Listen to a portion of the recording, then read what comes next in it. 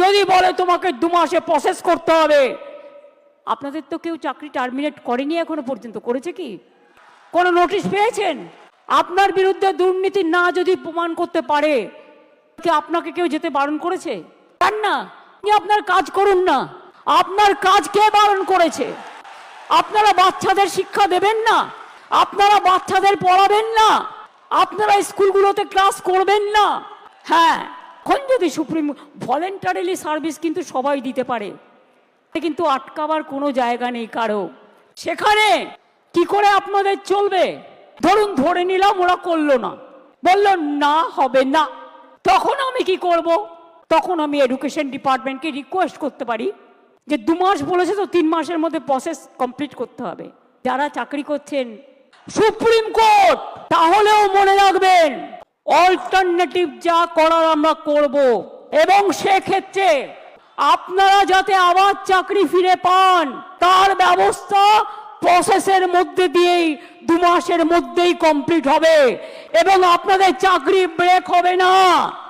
কারণ আপনার এক্সপিরিয়েন্স এবং অ্যাডিশনাল কনসেশন আপনারা পাবেন যারা 10 বছর ধরে চাকরি করছেন, এটা মাথায় রাখবেন।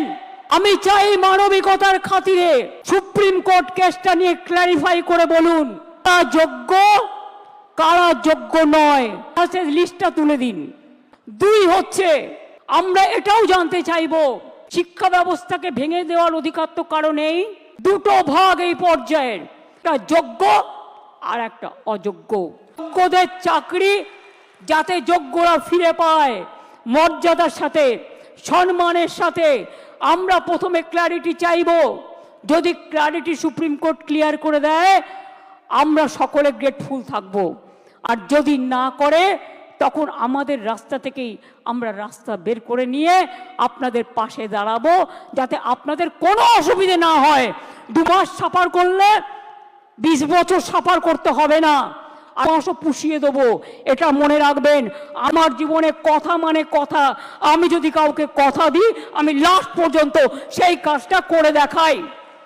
যারা যোগ্য নিশ্চিন্তে থাকুন, ভরসা রাখুন, আস্থা রাখুন, পাবেনই, চিন্তা করবেন না। কারো চাকরি কেড়ে নেওয়ার অধিকার কারো নেই। আমরা ক্ল্যারিটি চাইব। ক্ল্যারিটি যদি না হয় আগে পেছে সব আমরা ওটাকে ভরাট করে দেব। Don't worry.